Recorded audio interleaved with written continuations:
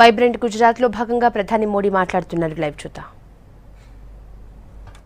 I would urge the participants to reach out to each other and to derive the greatest benefit from this summit. You should also visit the trade show and the exhibition where hundreds of companies have showcased their products and processes. Gujarat, the land of Mahatma Gandhi and Sardar Vallabhbhai Patel, also represents the business spirit of India. Through the ages, it had led in commerce and enterprise. Centuries ago, its people went across the seven seas in search of opportunities. Even today, this state boasts of being the origin of the highest number of our people living and working abroad. And wherever they have gone, they have created a mini Gujarat. We proudly say, જ્યાં જ્યાં વસે એક ગુજરાતી ત્યાં ત્યાં સદા કાળ Gujarat. In other words, wherever a Gujarati resides, there forever resides Gujarat. Gujarat is currently in the midst of the kite festival. May the kites inspire us all to fly high. Friends, as I have often said, India's strength lies in 3 Ds: demography, democracy, and demand. Our biggest strength is the depth of our democracy. Some people say that democracy cannot deliver effective and fast-track governance. But we have seen in the last 2.5 years that it is possible to deliver quick results in a democratic setup as well. Over the last 2.5 years, we have also evolved a culture of healthy competition among states. States are being rated on parameters of good governance. The World Bank is helping us in this process. Coming to demography, ours is a nation of a vibrant youth. The disciplined, dedicated and talented youth of India offers a globally unmatched workforce. We are the second largest English-speaking country.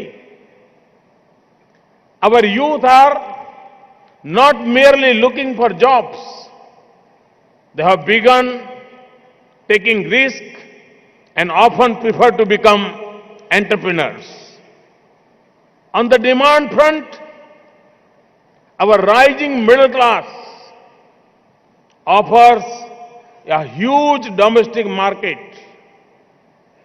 The seas that surround the Indian peninsula connect us to some of the world's biggest markets, including Africa, the Middle East, and Europe. Nature has been kind to us. Our 3 crop seasons enable us to grow food, vegetables, and fruits in abundance. The diversity in our flora and fauna is unparalleled. The richness of our culture and its living symbols is unique. Our institutions and scholars are recognized the world over. India is now an emerging R&D hub. We produce the world's second largest number of scientists and engineers. Our entertainment industry is making waves worldwide. All this helps ensure a good quality of life at relatively low cost. Friends, our government was elected first and foremost on the promise to provide clean governance and end the prevailing regime of corruption and nepotism. It is our vision and mission to bring a paradigm shift in the ways of our polity and economy. We have taken a series of decisions and steps in this direction. To give you some examples, we are bringing a shift from relation-based governance to system-based governance, from discretionary administration to policy-based administration, from random interference to technological intervention, from favoritism to level playing field, from informal economy to formal economy. In doing this, digital technology has played a key role. I often said that e-governance is easy and effective governance. I also emphasized the need for policy-driven governance. Online processes help bring speed and openness in decision making. Toward this end, we are working to adopt and absorb newer technologies to bring about transparency and the end discretion. Believe me, we are on the threshold of becoming the world's most digitized economy. Most of you wanted this change in India. I'm proud to say that it is happening before you. You can see this over the last 2.5 years. An enabling environment for business and attracting investments is my top priority. We have to do this in order to create opportunities for our youth. With that spirit, we are moving towards implementation of some historic initiatives. This includes the Goods and Service Tax, GST, the Insolvency and Bankruptcy Code, the National Company Law Tribunal, a new arbitration framework, and a new IPR regime are all in place. New commercial courts have also been set up. These are just a few examples of the direction in which we are going. My government is strongly committed to continue the reform of the Indian economy. Friends, we have placed the highest emphasis on ease of doing business. We have taken decisive steps to ease licensing processes and rationalize provisions and procedures relating to clearness, returns and inspections. We are monitoring implementation of hundreds of action points across various sectors aimed at improving the regulatory framework. This is a part of our promise of good governance. The outcomes of our efforts are visible in India's global ranking on various indicators. A number of global reports and assessments over the last 2 years have shown that India has improved its policies, practices, and enhanced its economic profile. India's rank has improved considerably in the World Bank's Doing Business report.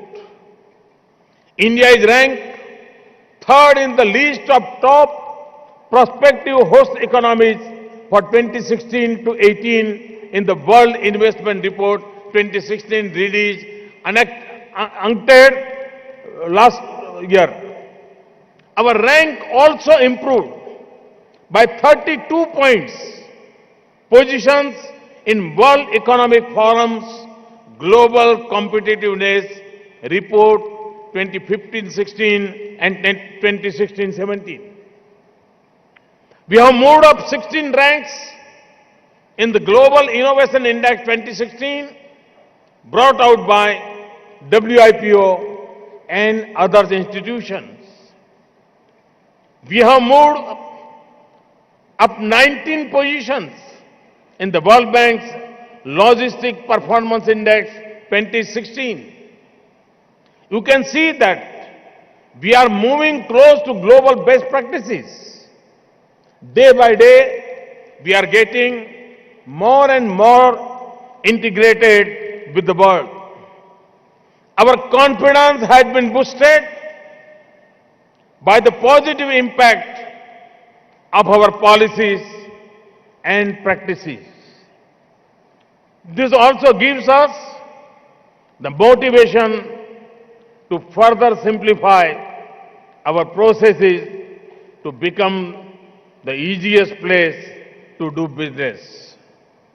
Every day, we are further rationalizing our policies and procedures to make it simple for businesses to establish and grow. We have liberalized our FDI regime in many sectors and in various ways. India is today among the most open economies. This change in environment has been recognized by both domestic and foreign investors.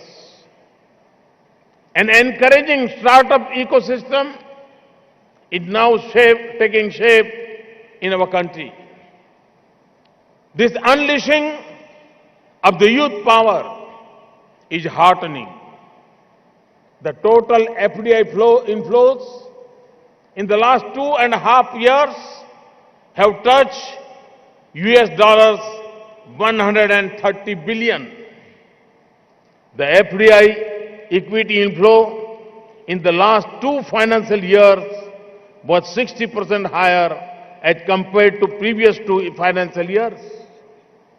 In fact, the total FDI inflows received during the last years have been the highest ever. The numbers of countries from where FDI is coming and the sectors in which they are being rooted have also diversified in the last 2 years. India is now the leading recipient of capital investment in the Asia Pacific. It also continues to be among the top 10 countries globally in terms of FDI inflows. But the story does not end here. India had left every other country behind in terms of providing return on investment. In 2015, India has risen to first position in the baseline profitability index.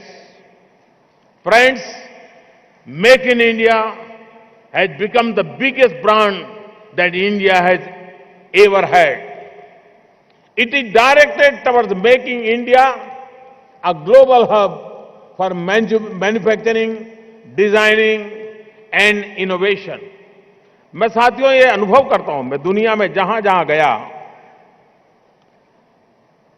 मैं अगर 5 बार make in India बोलता था वहां, तो host country के leaders 50 bar make in India बोलते थे. एक प्रकार से मेक इन इंडिया ये दुनिया की नजरों में भारत को एक इन्वेस्टमेंट का डेस्टिनेशन बना चुका है. भारत में राज्यों के इनिशिएटिव, केंद्र सरकार का सहयोग, ये संयुक्त प्रयास मेक इन इंडिया के लिए बहुत सारे द्वार खोल चुका है. इस अपॉर्चुनिटी का लाभ हिंदुस्तान के राज्यों के बीच में कंपटीशन पैदा हो, हेल्दी कंपटीशन हो, और वो भी गुड गवर्नेंस एंड इकोसिस्टम के आधार पर हो.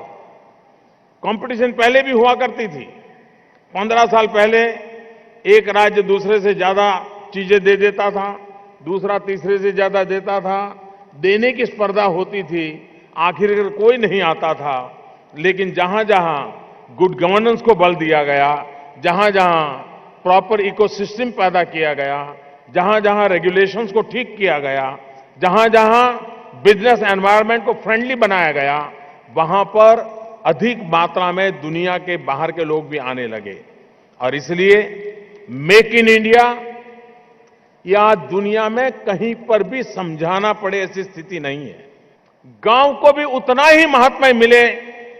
हर विकास की यात्रा का अंतिम बेनिफिट गांव गरीब किसान तक पहुंचे, ये हमारा प्रायोरिटी का रहने के कारण सारी नीतियों के केंद्र में उन बातों को हमने बल दिया है. We are committed to an India with better job opportunities, better income, better purchasing power, better quality of life, and better living standards. Friends, our development needs are huge. Our development agenda is ambitious. For instance, we want to provide a roof over every head. हर गरीब को घर होना चाहिए, अपना घर होना चाहिए, और 2022 तक होना चाहिए. ये सपना लेकर के हम चल रहे हैं. We want to provide jobs to every hand. 800 million 35 से कम एज ग्रुप के इंडियंस, जो एक प्रकार से युवा भारत है. 800 मिलियन यूथ जिनकी उम्र 35 से कम है. इन हाथ में हुनर हो, काम का अवसर हो, तो नया हिंदुस्तान हमारी आंखों के सामने बना करके खड़ा कर देंगे. ये विश्वास हिंदुस्तान के नौजवानों के प्रति मेरा है, हम सबका है, और हम सबका जिम्मा भी है कि उस अवसर को हम दें. और हम अवसर दे सकते हैं. संभावनाएं भरपूर पड़ी है. We want to produce energy that is cleaner. We want to build roads and railways faster. We want mineral exploration become greener. We want to build urban amenities that are sturdier. We want to see our quality of life getting better and better. We are taking a leap toward next generation infrastructure in both core and social sectors in both rural and urban areas. This includes freight corridors, industrial corridors, high-speed and metro rail projects, logistic parks, smart cities, coastal zones, regional airports, water, sanitation, and energy initiatives. our per capita electricity consumption must rise. Even as we do so, we are committed to promoting renewable energy. We are keen to promote tourism in a big way, and this needs tourism infrastructure.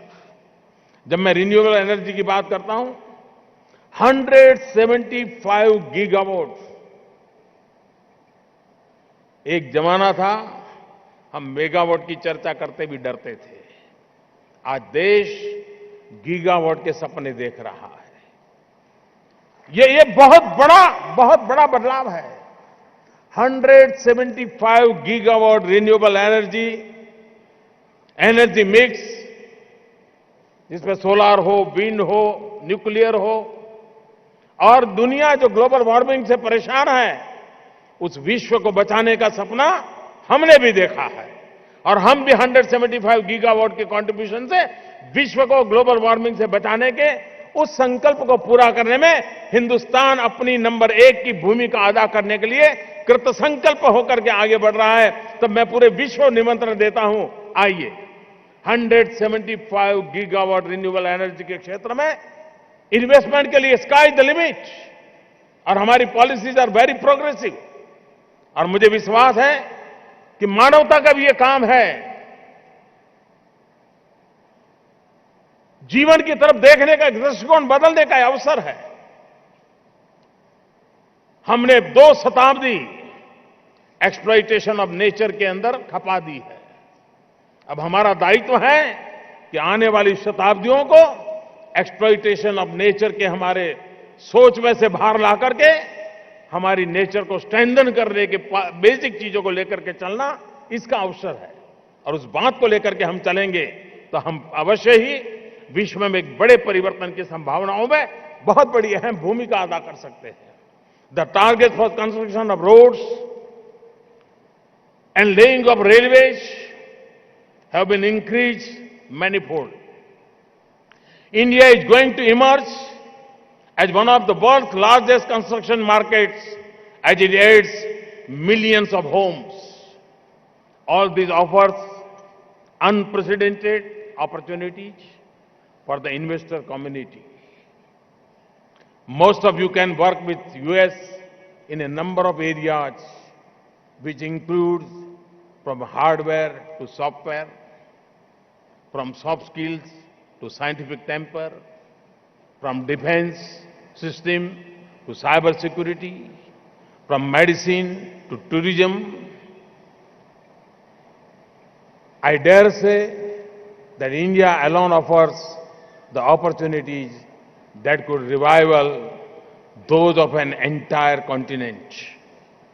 It offers today the possibilities of a full century, and we want to do all this in a calendar, greener and sustainable way.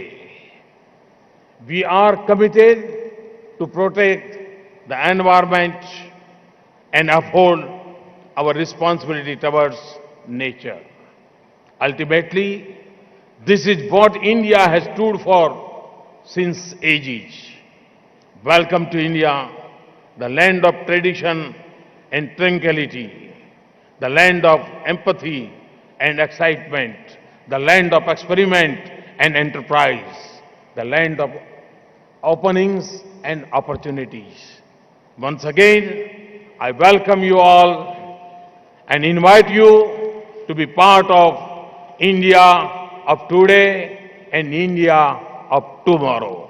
I assure you that I will be available to hold your hands whenever required. Thank you. Gujaratna bhaiyo, avjo.